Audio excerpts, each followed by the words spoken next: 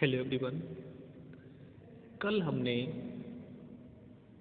BSc second year में paper third के अंतर्गत आपका लास्ट टॉपिक डिस्कस किया था एंजाइम, जो कि पेपर थर्ड में यूनिट फोर्थ का लास्ट चैप्टर था। आज हम बीएससी सेकेंड ईयर में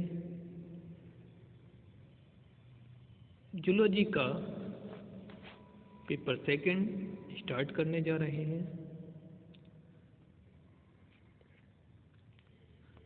पेपर सेकंड, इसका टाइटल है animal distribution, evolution and developmental biology. Animal distribution से मतलब है पूरे संसार में जो एनिमल्स हैं, यानी जो जीव जंतु हैं, उनका डिस्ट्रीब्यूशन जियोलॉजिकल या ज्योग्राफिकल के बेस पर कहाँ कहाँ कौन कौन से एरिया में कौन कौन से एनिमल्स मिलते हैं, उसके बारे में पढ़ना है। इसके बाद है इवोल्यूशन। इवोल्यूशन में क्या है, जो ह्यूमंस की बात करें, ह्यूमंस में जो मनुष्य का जो एवोल्यूशन हुआ, मतलब उसमें विकास जो हुआ, जिसको कि हम जैव विकास भी बोलते हैं, उसको डिस्कस करना है। इसके बाद डेवलपमेंटल बायोलॉजी। डेवलपमेंटल बायोलॉजी में जो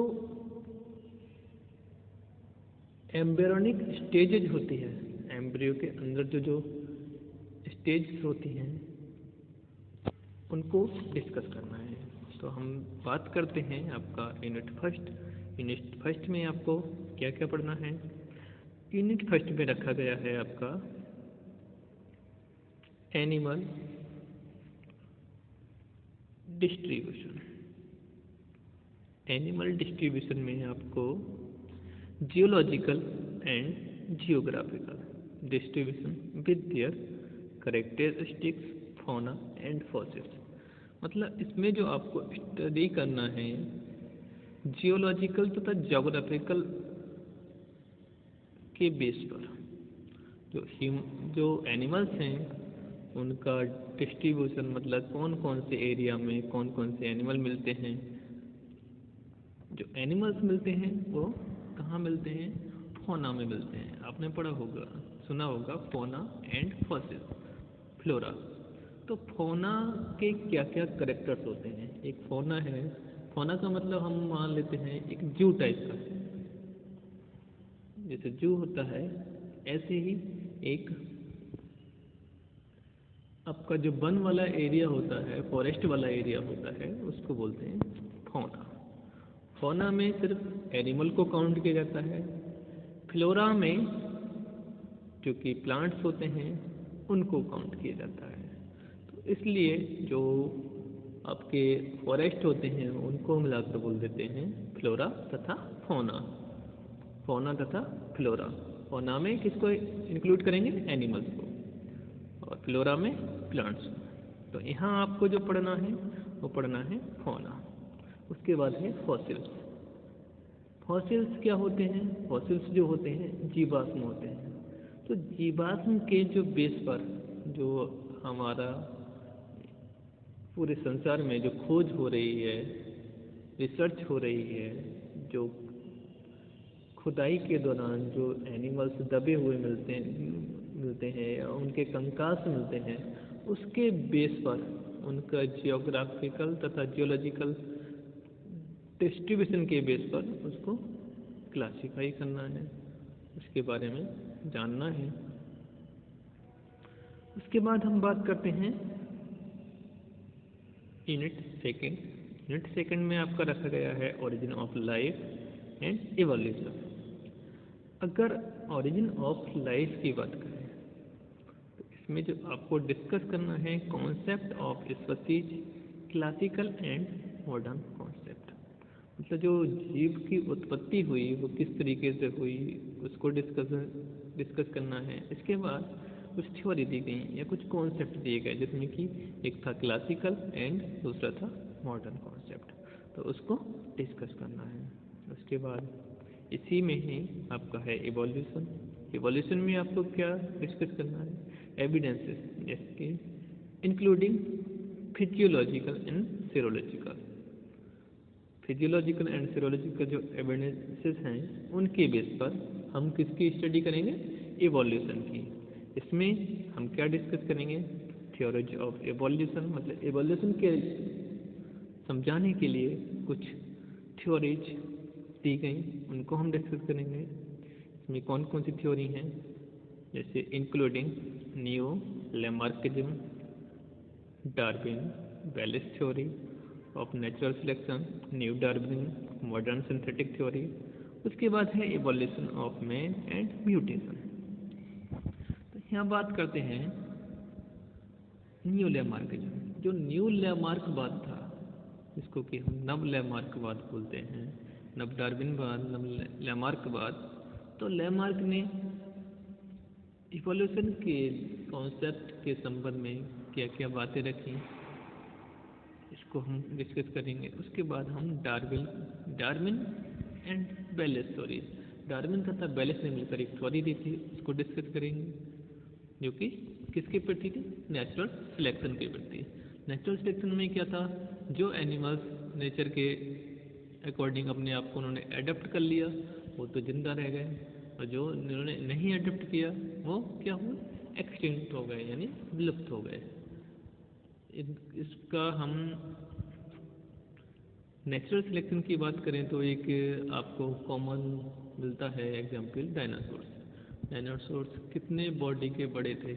काफ़ी हैवी वेट थे, लेकिन क्या था उनमें? माइंड कम था, इसलिए वह अपने आप को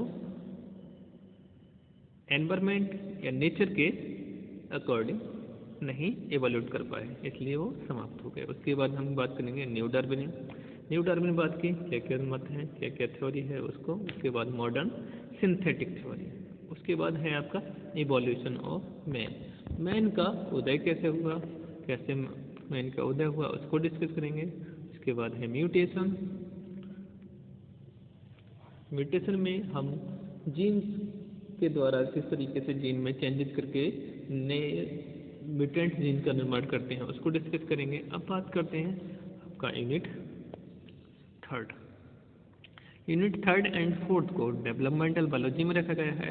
इसको यूनिट थर्ड में रखा गया है developmental biology first, and unit fourth को डेवलपमेंटल बायोलॉजी सेकेंड। तो बात करते हैं unit third, developmental biology first. AIIMS and scope of developmental biology, मतलब जो डेवलपमेंटल बायोलॉजी है उसके क्या एम्स हैं, क्या उसका स्कोप है। मतलब डेवलपमेंटल बायोलॉजी में अगर हम आगे इन फ्यूचर वर्क करना चाहें, रिसर्च करना चाहें, तो क्या क्या उसका स्कोप है, एम्स, उसके क्या क्या मकसद हैं, क्या क्या उसके लाभ हैं। इसमें जो हमें डिस्कस करना है गैमेटोजेनेसिस। गैमेटोजेनेसिस में क्या होता है? जो एनिमल्स हैं जितने भी, उनमें गैमेट्स की फॉर्मेशन किस तरीके से होती है। मेल एंड फीमेल्स दो टाइप्स के गैमेट्स होते हैं। मेल्स में स्पर्म का प्रोडक्शन होता है, फीमेल्स में ओवम का प्रोडक्शन होता है। तो जो गैमेट्स फॉर्मेशन है वो किस तरीके से होती है, गैमेटोजेनेसिस की क्रिया के द्वारा होती है, उसको डिस्कस करना है। नेक्स्ट है फर्टिलाइजेशन। आफ्टर गैमेटोजेनेसिस इंटरकोर्स की क्रिया होती है, जिसमें मेल एंड फीमेल्स गैमेट्स आपस में फ्यूज होते हैं, फर्टिलाइज होते हैं, उसको डिस्कस करना है। इसके बाद एग्स जो होते हैं वो कितने प्रकार के होते हैं, उसको डिस्कस करना है। उसके बाद types and patterns of cleavage. जो क्लीवेज होता है आफ्टर फर्टिलाइजेशन, जो एम्ब्रियो बनता है, एम्ब्रियो में क्लीवेज की क्रिया होती है। क्लीवेज में क्या होता है? जो एम्ब्रियो होता है हमारा सिंगल सेल्ड होता है, सिंगल से वो डबल सेल्ड हो जाता है, डबल से चार, चार से 8 इस तरीके से उसमें मल्टीप्लिकेशन होता रहता है। तो हमें क्या पढ़ना है? Types and patterns of cleavage. अब बात करते हैं यूनिट 4 डेवलपमेंटल बायोलॉजी सेकंड। इसमें हमें क्या करना है? Process of blastula and gastrulation. जब क्लीवेज की क्रिया होती है तो उसके बाद एक स्टेज आती है ब्लास्टुला, और ब्लास्टुला के बाद आती है गैस्ट्रुला। तो एक एम्ब्रियो से क्लीवेज, ब्लास्टुला तथा गैस्ट्रुला की जो फॉर्मेशन होती है किस किस तरीके से, कौन कौन सी प्रोसेस के द्वारा होती है, उसको हम डिस्कस करेंगे ब्लास्टोसन तथा गैस्ट्रुलेशन के अंतर्गत। उसके बाद हम फैट मैप डिस्कस करेंगे। फैट मैप के बाद हम डिस्कस करेंगे डेवलपमेंट ऑफ चिक। चिक जो होते हैं, मुर्गी के चूजे जो होते हैं, उसका डेवलपमेंट किस तरीके से होता है। तो formation of primitive streak and mammal in outline. तो जो चिक है उसमें प्रिमिटिव स्ट्रिक की जो फॉर्मेशन होती है वो किस तरीके से होती है 18 आवर 24 आवर्स आफ्टर फर्टिलाइजेशन, उसको हम डिस्कस करेंगे। इसको हम मैमल्स में भी डिस्कस करेंगे। इसके बाद है एक्स्ट्रा एम्ब्रियोनिक मेम्ब्रेन्स ऑफ चिक। जो चिक का एम्ब्रियो होता है उसमें कौन कौन सी मेम्ब्रेन्स होती हैं? इसमें एलेंटोइस होती है, कोरियन होती है, एमनियन होती है। ये वाली जो मेम्ब्रेन्स हैं हम उसको डिस्कस करेंगे। उसके बाद है placentation and types of placenta. The placentation जो एंड प्लेसेंटा, प्लेसेंटा किसे बोलते हैं? जो गर्भनाल होता है उसके बारे में पढ़ेंगे, और ये कितने प्रकार के होते हैं। इसी के बेस पर जो एनिमल्स हैं प्लेसेंटा के आधार पर कितने टाइप्स के होते हैं उसको डिस्कस करेंगे। तो आज हमने बीएससी सेकेंड ईयर में पेपर सेकंड का सिलेबस डिस्कस किया। कल हम इसके अंतर्गत जो टॉपिक हैं उनको क्रम वाइज डिस्कस करेंगे। तब तक के लिए